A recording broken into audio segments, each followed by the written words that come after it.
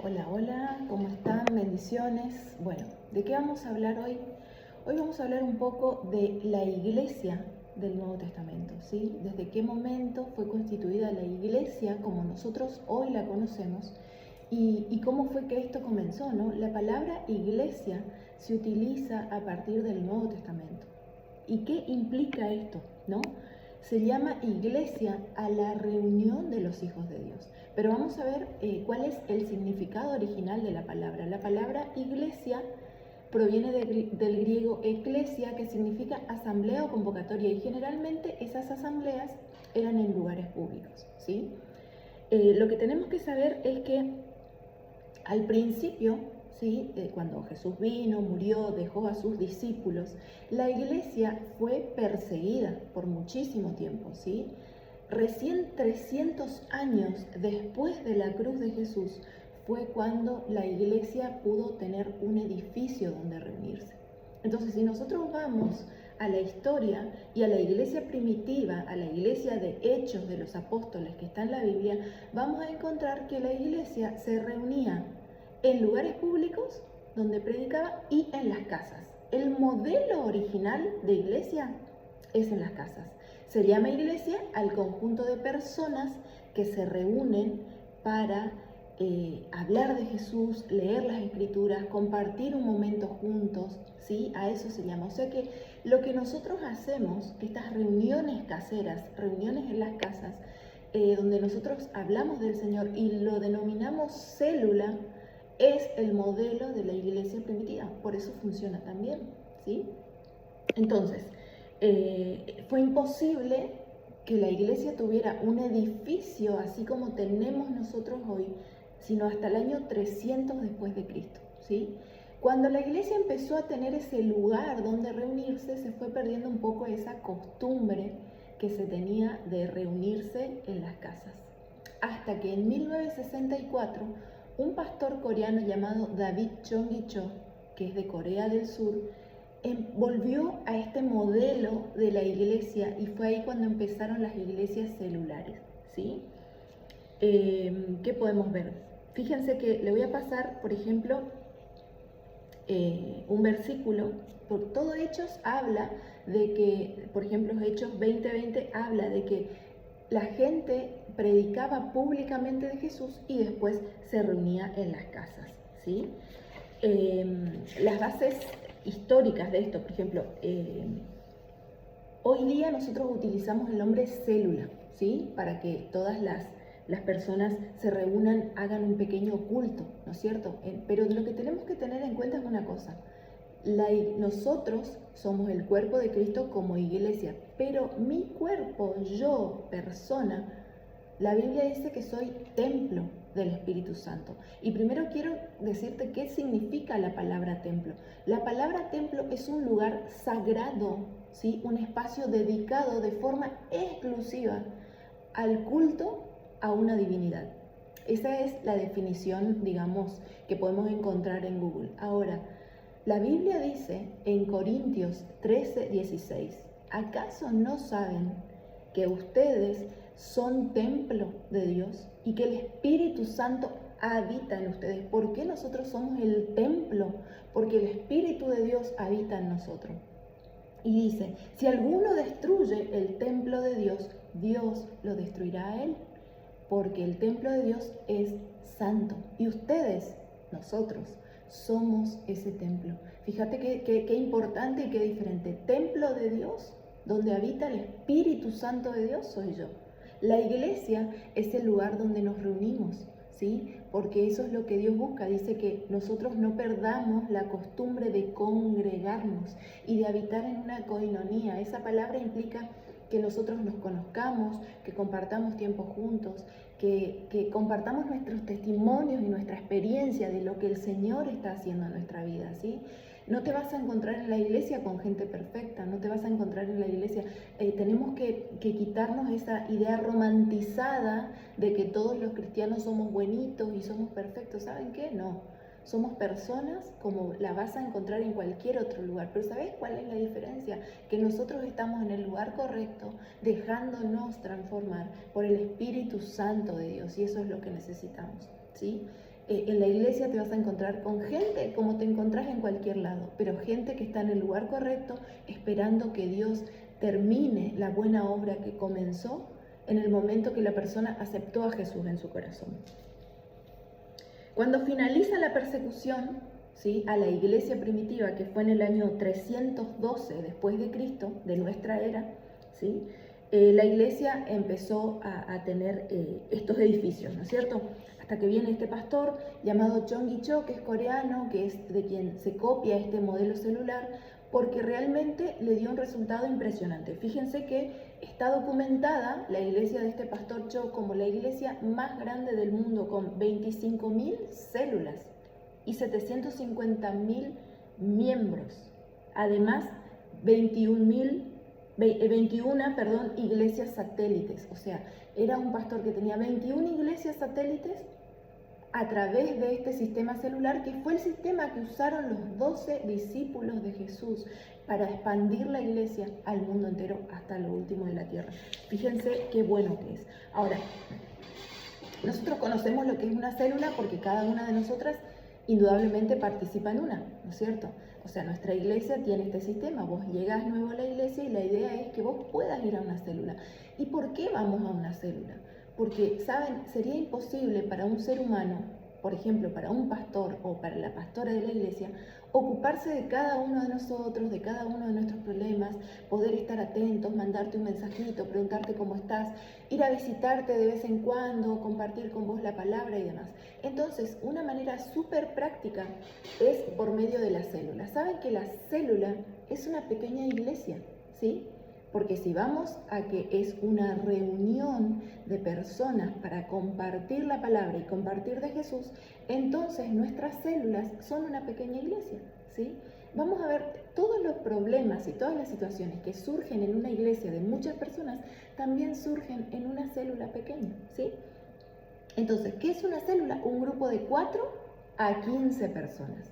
Eso sería lo ideal de una célula, ¿sí? Donde tiene un líder o un servidor, como me gusta llamarlo a mí, que es el que lleva la palabra, y después también tenemos una persona que puede ser la anfitriona de la casa y una persona que se le llama Timoteo, que es el segundo, digamos, en el caso de que el líder no pueda dar la palabra, esa otra persona puede hacerlo. En un principio, la idea es que todos puedan dar la palabra, que todos puedan compartir la palabra y que cada uno de nosotros sea un potencial líder de célula.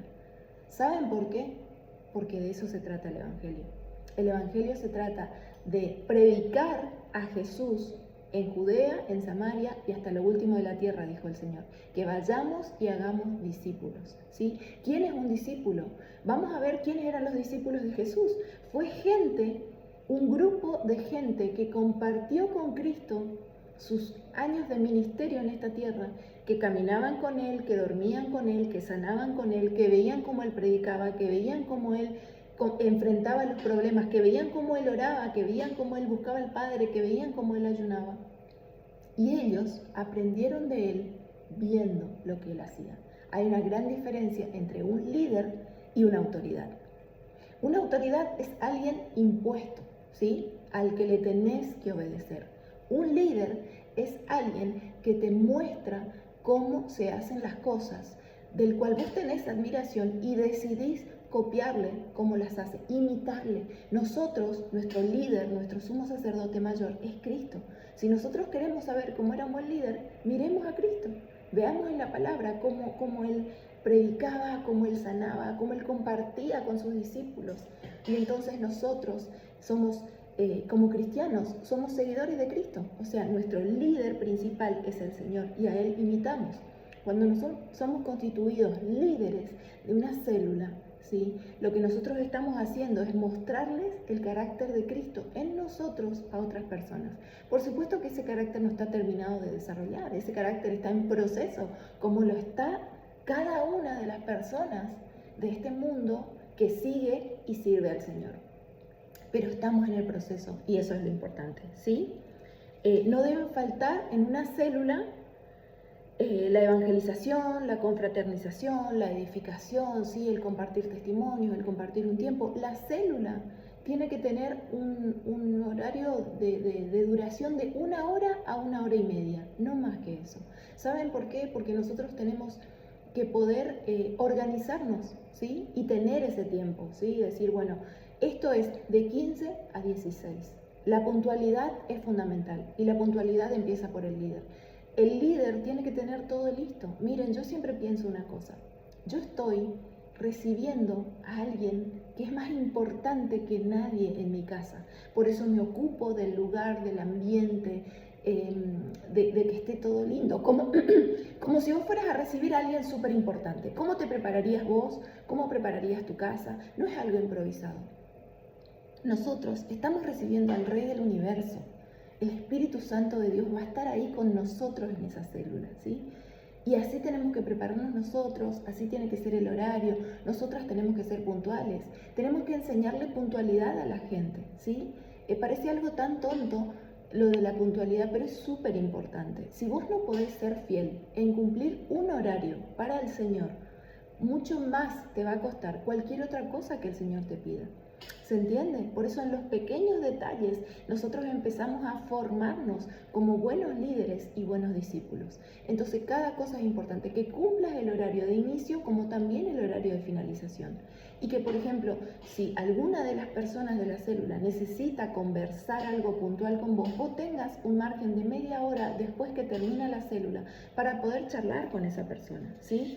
Porque recordemos que todos nosotros tenemos una vida, tenemos familias, tenemos obligaciones, tenemos trabajo, tenemos hijos, marido, etcétera, que todos estamos en esa labor, ¿sí?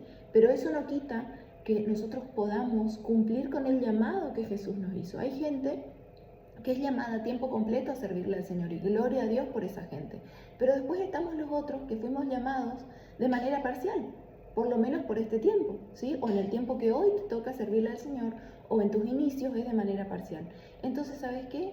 Entender eso, que así como yo, líder, tengo una vida, el discípulo también tiene una vida y nosotros tenemos siempre que ser respetuosos de eso, ¿sí? Las personas, es importante que cuando vos le vayas a invitar a alguien a la célula, vos le puedas decir, mira, empieza a las 15 y termina a las 16. Y que eso se cumpla, ¿sí? Qué importante es cumplir con la palabra, cuando nosotros lo que pretendemos es llevar la palabra del Señor a otras personas. Bueno, el proceso de multiplicación en una célula implica con una invitación. ¿Y a quién le vas a invitar? Y yo creo que más fácil es invitar a tus cercanos, ¿sí? A tus amigos, a tu familia, aunque quizás a veces te parezca que quizás son las personas más difíciles de invitar, pero ¿sabes qué? ¿Cuándo es fácil invitar a esas personas? Cuando esas personas empiezan a ver un cambio en nuestra vida, cuando empiezan a ver la transformación que Dios está haciendo en nosotros, es cuando nosotros realmente podemos invitarles a otros, porque hay un testimonio, hay algo que yo puedo dar fe, hay algo que yo te puedo contar en vivo y en directo, porque fui testigo presencial de lo que Dios empezó a hacer en mi vida. Entonces te puedo invitar y decirte, ¿sabes qué? Mira, a mí me sirvió. Yo sé lo que Dios hizo en mi vida y te puedo contar, te comparto, te invito, vení, ¿sí? De eso se trata. Hasta que después en algún momento, con la práctica, podemos empezar a invitar también a otras personas. El deseo de todo cristiano verdadero que tuvo un encuentro con Jesús en su corazón, que no tiene simplemente una religión, que no está convencido de que la verdad es Cristo, sino que está convertido, que empezó un proceso de transformación, es querer compartir el Evangelio con otros. Es decir, ¿sabes qué? Esto que yo descubrí, que yo aprendí, que yo sé, lo quiero compartir con vos. Después, si la persona acepta o no acepta, ya no es una carga nuestra, ¿sí? Una de las cosas que yo aprendí es decirle, Señor, yo hago lo que tengo que hacer y lo que puedo, lo posible. Lo imposible lo hace Dios, ¿sí? Entonces vos, déjale la carga al Espíritu Santo. Él se va a encargar, porque dice la Biblia que solo Él convence a las personas de justicia, de juicio y de pecado. No somos nosotros. Ahora, nosotros, ¿cuál es nuestra tarea? La de abrir la boca y compartir el Evangelio de Cristo. Mirá, te invito, vení, escuchá. Yo siempre digo de esta manera, ¿no? Mirá, yo te invito, vení una vez. Si no te gusta, no vengas nunca más. Solamente te pido que vengas una vez.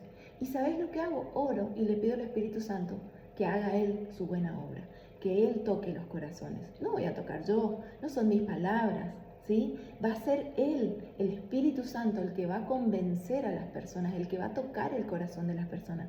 Cuando yo le doy lugar al Espíritu Santo y dejo de preocuparme, es cuando Él puede fluir y puede hacer lo que tiene que hacer en el corazón de la persona. Y si no pasa, quizás no es el tiempo, ¿sí? Tampoco hay que preocuparse. Amén. Bueno, ¿qué más te puedo decir? El Evangelio, ¿sí? Es un estilo de vida. Yo soy un cristiano 24/7, esa es la idea, ¿sí? Yo soy una persona íntegra. ¿Y qué es una persona íntegra? Una persona que es igual en público y en privado. O sea, yo soy cristiana cuando estoy en la célula, cuando estoy en la iglesia, cuando estoy haciendo un video y también cuando estoy en mi casa, cuando estoy trabajando, cuando voy a comprar al supermercado, cuando salgo, ¿sí? Cuando me invitan a un lugar. Yo soy cristiana, yo soy una portadora del Evangelio de Cristo en mi vida. Y mi idea siempre es, el portador siempre trata de contagiar a otros, ¿sí? Entonces de eso se trata. Y no quiere decir que vos estás todo el tiempo hablando de Jesús, vos sos una persona normal como cualquier otra, pero cuando tenés la oportunidad, vos das testimonio de quién transformó tu vida, de quién sos, de cómo vivís tu vida y de lo que haces. Entonces, en cada pequeño detalle de nuestra vida se ve quién somos y se ve si nosotros podemos hablar de Cristo. Por ejemplo, un ejemplo que uso siempre es el hecho de, vamos a suponer que te pasás un semáforo en rojo y te para la policía y te hace una multa y demás y qué sé yo. Y después resulta que lo conoces a ese policía en otro lugar, ¿no es cierto? Al policía de tránsito. Y vos le querés predicar de Cristo y le querés decir porque la obediencia trae bendición y el policía va a pensar, pero si este no puede obedecer una señal de tránsito, que es un semáforo en rojo, que además es una seguridad para su propia vida, ¿será que me está predicando una verdad que vive? Por eso es importante nuestro testimonio como cristianos, no por hipocresía, sino porque nosotros somos embajadores del reino de los cielos y de eso tenemos que estar conscientes en todo momento. Yo doy testimonio de Cristo, yo estoy revestida de Cristo y a donde voy yo porto al Espíritu Santo y eso tiene que ser parte de mi vida, es mi estilo de vida, ¿sí? Bien, creo que hasta ahí llegamos el día de hoy en esto de aclarar lo que es una célula, de aclarar que la iglesia tal como la conocemos fue constituida a partir del Nuevo Testamento, ¿sí? Templo se llamaba en el Antiguo Testamento o tabernáculo cuando estaban en el desierto, después fue constituido templo y a partir del Nuevo Testamento se llama iglesia y nosotros somos la iglesia, el cuerpo de Cristo, constituimos todos nosotros los cristianos que nos juntamos. La iglesia no es un edificio, sino que somos todos nosotros y templo del Espíritu Santo soy yo, sos vos, todos los que portamos al Espíritu Santo de Dios. Así que bueno, esto es todo por hoy. Nos vemos en el próximo video. Bendiciones.